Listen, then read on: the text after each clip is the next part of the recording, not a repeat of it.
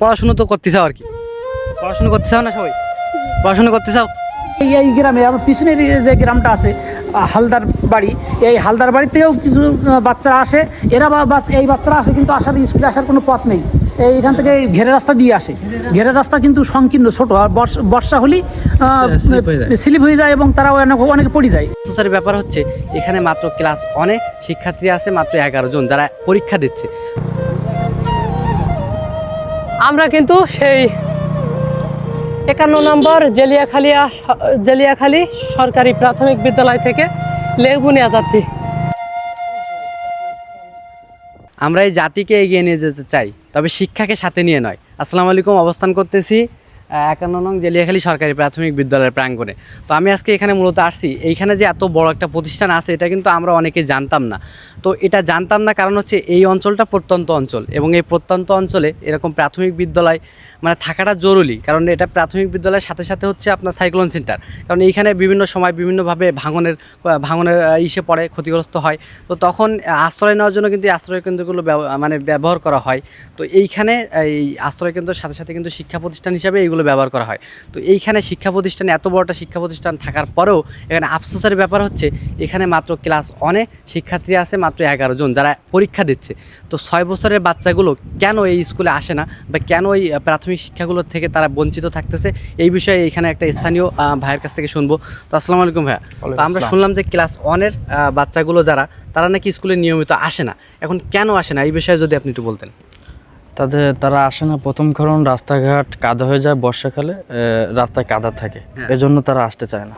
এখন রাস্তাঘাট তো মনে করেন যে আপনার, আমি শুনেছি যে এইখানে 3টা গ্রাম মিলে মনে হয় যে একটা স্কুল, মানে যদি স্কুলে আসতে চায় তাহলে এইটাই যাইতে হবে, নাহলে জ্ঞানবাড়ি স্কুলে যাইতে হবে, নাহলে কোনটায়? 50 নম্বর সরকারি প্রাথমিক বিদ্যালয় গাবুরায়।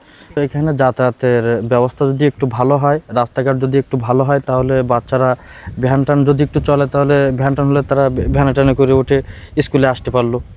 আসলে দেখেন লেবুনিয়া থেকে এখানে আসতে গেলে প্রায় 3 কিলোমিটার, তো 6 কিলোমিটার তাদের পথ পাড়ি দিয়ে স্কুলটাতে আসতে হয়, যার কারণে তো অনেক কষ্ট একটা 6 বছর 7 বছর বাচ্চার এখানে স্কুলে আসতে। তো ওইখানে যদি একটা প্রাথমিক শিক্ষা প্রতিষ্ঠান হতো, তাহলে বাচ্চাদের লেখাপড়ার হার এত কমে যেত না, আস্তে আস্তে বৃদ্ধি পেত। তো এটাই প্রধান কারণ যে অনেক দূর ছেলেমেয়েরা যাতায়াত কষ্ট হয়ে যায়, রাস্তা খারাপ, এই 2টা কারণেই প্রথমত এই আমাদের শিক্ষার আজ এই অবস্থা। বাচ্চারা স্কুলে আসতে চায় না, এর মেইন সমস্যা কি মনে করেন আপনি? কাদা, ওই নদীর ধার দিয়ে আসতে গেলে 3 কিলোমিটার পথ, এখান থেকে লেবুনে 3 কিলোমিটার। এখান থেকে ছোটো ছোটো বাচ্চারা কীভাবে আসবে? রাস্তাঘাট যদি ভালো হয় তখন বাচ্চা কাচ্চা স্কুলে আসতে কোনো সমস্যা হবে না, কষ্ট হবে না। গাড়িতে যে কোনো গাড়িতে উঠলে বাচ্চা স্কুলে এসে পৌঁছাবে। এই যা শুনে বুঝলাম এইখানে প্রথমত দরকার যাতায়াত ব্যবস্থা, যোগাযোগ ব্যবস্থার উন্নতি করা। যদি এখানে রাস্তাঘাটগুলো ভালো হয়, যখন এই অঞ্চল থেকে ভ্যান চলাচল করবে কিংবা যাতায়াতের কোনো সমস্যা হবে না, তখন বাচ্চাগুলো মানে রিল্যাক্সে স্কুলে আসতে পারবে, মা বাবাও একটা ভরসায় তাদেরকে পাঠাতে পারবে যে আমার বাচ্চার কোনো ক্ষতি হবে না। কিন্তু এখন এই ফাঁকা অঞ্চল, প্রত্যন্ত অঞ্চলে রাস্তাঘাট যে কোনো সময় ঝড় বর্ষা শুরু হয়ে যেতে পারবে। তো এইরকম একটা পরিবেশে বাচ্চাদেরকে কোনো মা বাবাই ছাড়তে চাইবে না।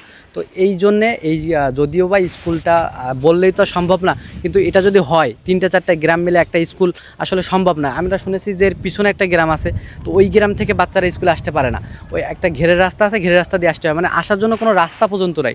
তাদেরকেও ঘুরে আসতে গেলে 3 কিলোমিটার পথ পাড়ি দিতে হবে। তো 3 কিলোমিটার পথ পাড়ি দিয়ে যে আসলে ছোট ছোট বাচ্চারা স্কুলে আসবে, এটা তো আমরা তাদের কাছ থেকে আশা করতে পারি না। এটা আমাদের সুবিধা করে দিতে হবে, তারপরে তারা মানে শিক্ষার প্রতি আসলে আগ্রহটা দেখাবে।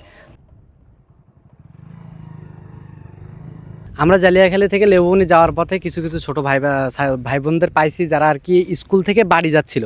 তো এই যে 6 কিলোমিটার পথ তারা পাড়ি দিয়ে, মানে এতটা রাস্তা অতিক্রম করে প্রতিদিন যাবে। এই যে ছোট ছোট বাচ্চা, এদেরকে দেখলে কি মনে হয় যে এরা 6 কিলোমিটার পথ আসলে হেঁটে যাওয়া আসা সম্ভব? তো এই রাস্তাটা যদি আসলেই, মানে এই রাস্তাটাও তো এখন বর্তমান কাজ প্রায় শেষের দিকে, তো এই রাস্তা যদি পাকা হয় কিংবা এটা যদি ভ্যান চলে বা ভ্যান চলার উপযোগী হয়, বর্ষাকালে কাদা যদি না হয়, তাহলে যাওয়ার সুবিধা হবে। তো ওদের কাছ থেকে কিন্তু আমরা শুনেছি কি এই রাস্তা যদি পাকা হয় তাহলে সুবিধা হবে না? জি, মানে এই রাস্তা যদি তখন ভ্যান চলবে তখন তো রিল্যাক্সে মানে 5 টাকা দেবা, স্কুলে চলে যাবা। তোমার বাপ মারা মানে তোমার বাপ মারা তো স্কুলে যাওয়া আসো এটা তো চায় নাকি? তাই যে দূরের পথ, তখন মাঝে মাঝে কষ্ট হলে বাপ মার বলো না যে আমরা যাবো না, মানে কষ্ট হয় তো। এই যে 6 কিলোমিটার পথ প্রতিদিন যাওয়া আসো, এত তো খিদি লেগে যাওয়ার কথা, এতটা পথ। তা যাওয়ার পরেও তোমরা পড়াশুনো তো করতে চাও আর কি, পড়াশোনা করতে চাও না সবাই? জি পড়াশোনা করতে চাও? জি তা পড়াশোনা করতে চাইলে মানে এরা তো পড়াশোনা সবাই করতে চায়, এখন এই এতটা পথ যাওয়া আসায় আসলে মন মানসিকতা ভেঙে যায় যে এতটা পথ যাওয়া আসা করবো প্রতিদিন, আর এইটুকু বাচ্চারা কি আসলে 6 কিলোমিটার পথ হেঁটে যাওয়ার মতো? তো তারপরেও তারা যাচ্ছে আসতেছে, তাদের আগ্রহ আছে বলে, তো তাদের আগ্রহটা যাতে নষ্ট না হয়ে যায় এটাই হচ্ছে আমাদের বলাটা আসলে জরুরি, সেটাই বলতেছি। তো এটাই হচ্ছে মূল কথা। এই রাস্তাটা কিন্তু প্রায় দেখতে পাচ্ছি যে কাজ শেষের দিকে, তো এই রাস্তাটা যেহেতু শেষের দিকে, এই রাস্তার দিকে আরেকটু ভালো নজর দিয়ে যাতে রাস্তার কাজটা দ্রুত শেষ করা হয় এবং এই রাস্তায় ইটি সোলিং বা যেভাবে করলে হয় আসলে ভ্যান যাতে চলতে পারে, এলাকার উন্নয়ন হয়, এই স্কুলের ছাত্রীরা যাতে স্কুলে যেতে পারে, এটাই হচ্ছে আমাদের দাবি।